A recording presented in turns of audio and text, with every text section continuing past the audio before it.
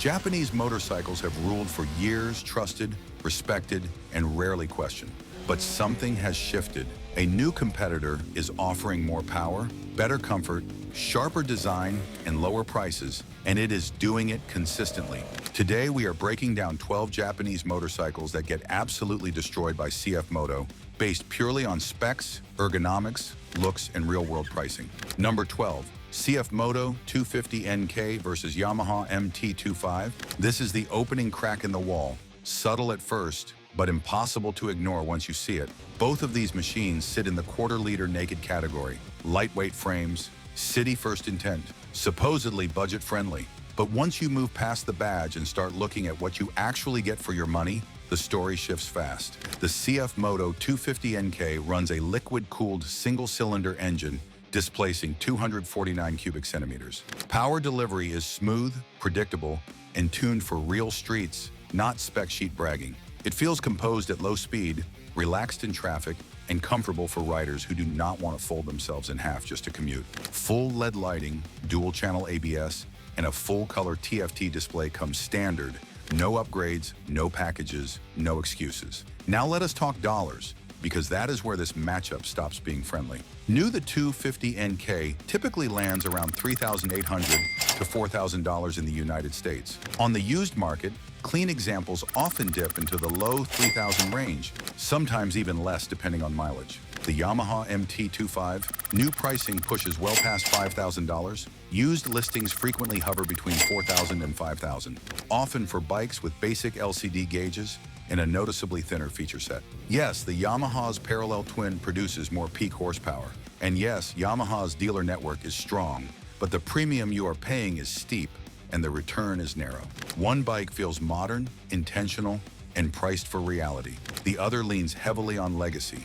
And if these matchups are already flipping your expectations, do us a favor, hit that like button, drop a hype in the comments, and subscribe. That support is what lets us keep bringing real comparisons, not brochure talk, not brand loyalty, just the truth. And when we move into the beginner sport category, the gap between CFMOTO and Japan does not close, it stretches. Because the next matchup proves what happens when CFMOTO takes aim at one of the most loved entry-level sport bikes ever made. Number 11, CFMOTO 300SS versus Yamaha R3.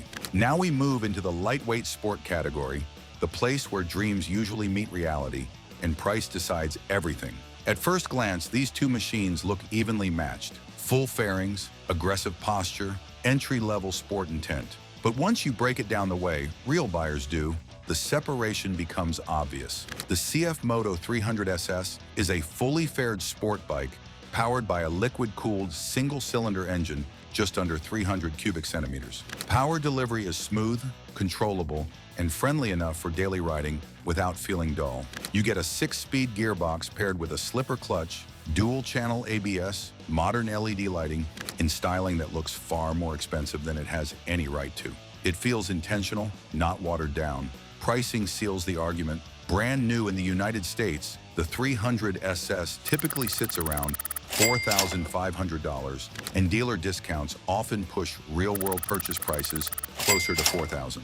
On the used market, clean examples regularly appear in the high 2,000s to low 4,000s, depending on mileage and condition. Now the Yamaha R3. Yes, it runs a parallel twin engine and makes noticeably more peak horsepower. Yamaha reliability is proven, and the name carries weight, but that badge comes at a cost. New pricing lands around $5,500 before fees, and real out-the-door numbers climb quickly. Used R3s often stay stubbornly expensive, frequently hovering well above $4,000, even after years of ownership. Here's the reality. One bike asks you to pay for legacy. The other focuses on access, design, and everyday ownership. For riders who want a sport bike that looks sharp, feels modern, and does not punish the wallet, the 300SS does not just make sense, it shifts expectations. But sport bikes are not the only battlefield where the value gap is starting to show.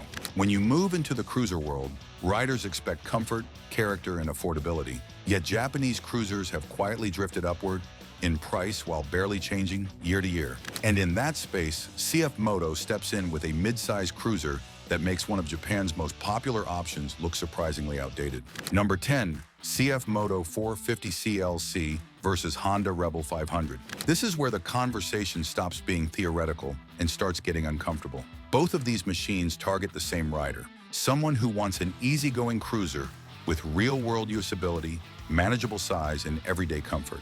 But the way they get there could not be more different. The CFMOTO 450 CLC runs a liquid-cooled parallel, twin-displacing 449 cubic centimeters. Power delivery is smooth, controlled, and tuned for relaxed riding rather than flashy numbers. You get a slipper clutch, belt final drive for low maintenance, dual-channel ABS, traction control, and a full-color TFT display with connectivity, features that used to live in much higher price brackets. With a curb weight hovering just under 400 pounds, it feels approachable without feeling cheap. Now let us talk money. Brand new in the United States, the 450 CLC typically lands between the mid-$4,000 and mid-$5,000 range. On the used market, low-mile examples often appear in the high 3,000s to low 5,000s. The Honda Rebel 500 tells a different story.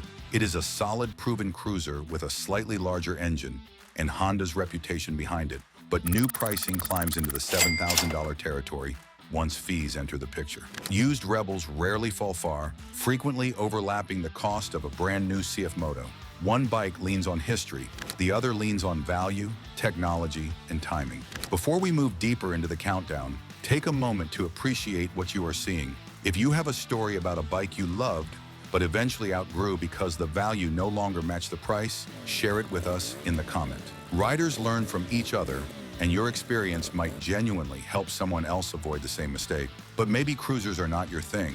Maybe you want something lighter, quicker, and more playful. A naked machine that turns every ride into a punchy, urban blast. Well, that is where the pressure really hits the Japanese brands, because the next matchup shows how a newer CFMOTO platform makes one long-standing Japanese favorite feel like it has been standing still. Number 9.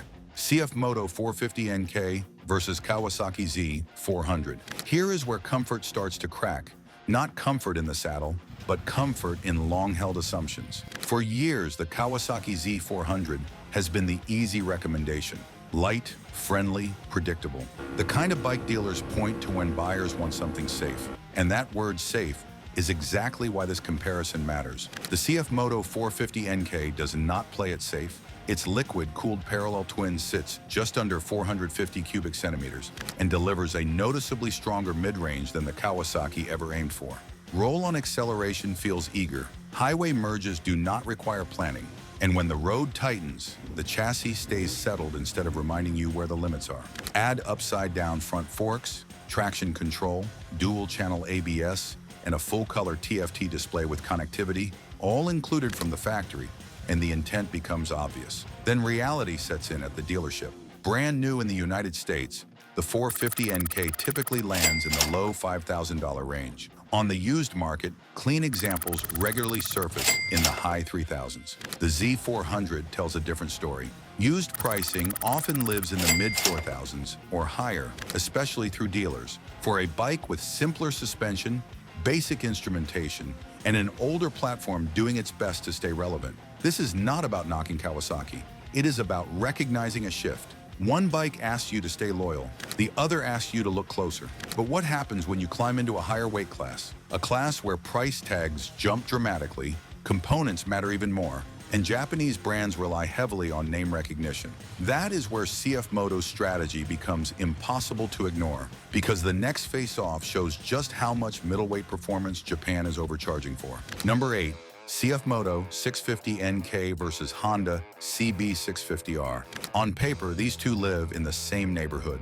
Upright, naked bikes with street-focused manners and engines sized for real-world riding. In practice, they could not approach ownership more differently. The CFMOTO 650 NK uses a liquid-cooled parallel twin tuned for usable strength rather than headline numbers. Power arrives early, stays consistent, and never asks to be wrung out just to feel alive. Around town, it is calm. On back roads, it is cooperative. Over longer rides, the ergonomics work with you instead of against you. Add modern electronics and a full-color TFT display, and it becomes clear this bike was designed to be ridden often, not admired occasionally. Then comes the financial reality. New in the United States, the 650 NK typically lands between the mid-$4,000 and mid-$6,000 range, depending on dealer and inventory.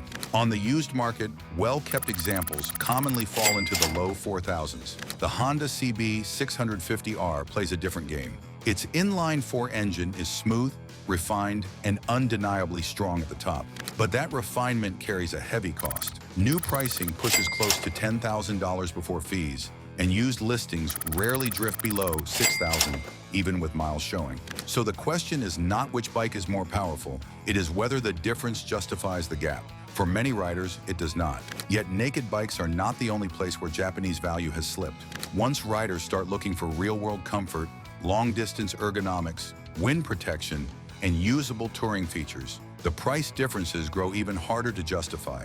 And that leads directly into the next comparison, where CFMOTO's touring approach makes one of Japan's most popular, do-everything machines look surprisingly bare for its cost. Number 7. CFMOTO 650 MT versus Kawasaki versus 650. Here is the comparison nobody wants to admit out loud, because once you see it, you cannot unsee it. The Kawasaki versus 650 has owned this space for years. Comfortable, versatile, trustworthy. It is the bike riders buy when they want one machine to do a little bit of everything without surprises, and that reputation has allowed its price to climb steadily. The CFMOTO 650 MT approaches the same mission with a very different mindset. It's liquid-cooled parallel. Twin delivers smooth, predictable power that feels perfectly matched to touring and light adventure duty. It is calm at highway speeds, planted through sweepers, and forgiving when the pavement ends. Long travel suspension, upright ergonomics, wind protection, and dual-channel ABS come standard,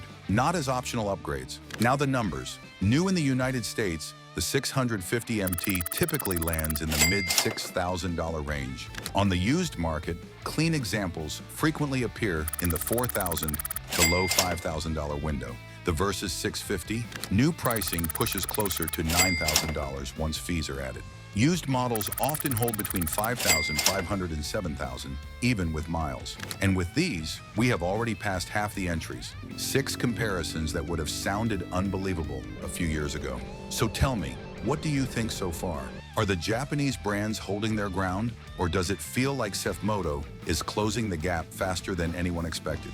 Drop your thoughts down in the comments. And while you are there, take your best guess at what is coming next. And stick around, because when you step into the Neo Retro class, you would expect the Japanese brands to lead effortlessly, yet the next matchup proves that even in the world of heritage-inspired roadsters, CFMOTO's pricing and modern features hit harder than the competition wants to admit. Number 6. CFMOTO 700 CLX Heritage versus Yamaha XSR 700. This is the matchup where nostalgia finally meets the receipt. The Yamaha XSR 700 leans hard into its past. Retro styling, a proven 689 cubic centimeter parallel twin, and the comfort of Yamaha's long-earned reputation. It rides exactly how you expect, smooth, predictable, and polished. But that familiarity comes at a cost. In the United States, new XSR 700 models typically begin around $8,500 before destination and dealer fees.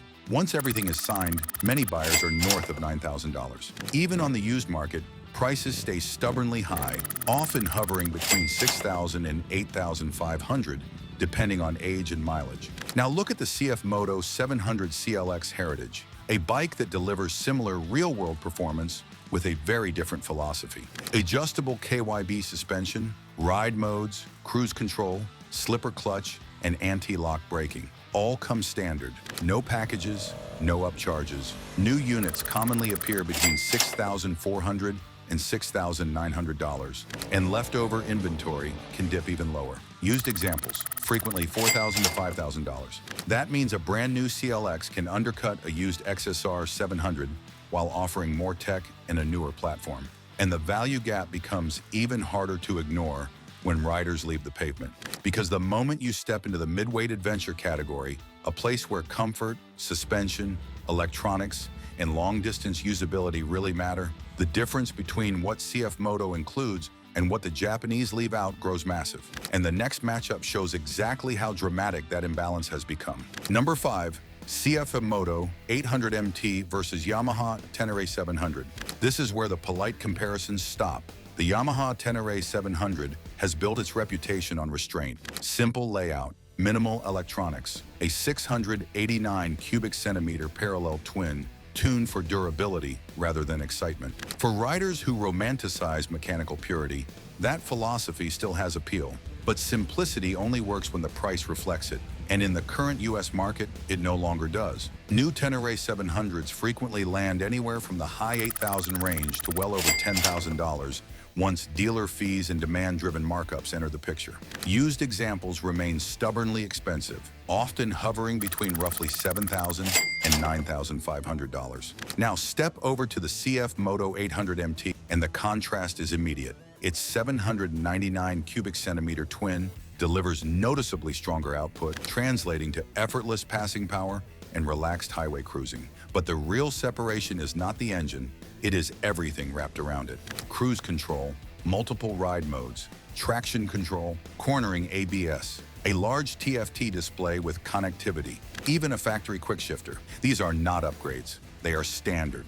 Pricing turns that advantage into a hammer. Brand new 800 MT models in the United States routinely list in the low $11,000 range for touring-equipped versions, often including luggage from day one. Used units already appear on the market as well, frequently matching or undercutting used Tenere pricing, while offering far more capability per dollar. This is not about calling the Yamaha outdated, it is about recognizing that minimalism stops being virtuous when it becomes overpriced. The 800 MT reveals something the Tenere 700 avoids. Admitting minimalism is fine, but charging a premium while offering fewer electronics, fewer comforts, and older componentry is becoming harder to defend. But what happens when we return to the street, to the class where aggressive styling, rider aids, and power delivery define modern expectations? That is where CFMOTO's approach becomes impossible to ignore, because the next comparison steps straight into the hottest middleweight naked category on the market, and the numbers tilt sharply in CFMOTO's favor. Number 4, CFMOTO 800 NK versus Suzuki GSX 8S. On paper, these two live in the same modern middleweight naked space. Parallel twin engines, upright ergonomics, street-first aggression, but once you dig into performance per dollar, the comparison turns brutal.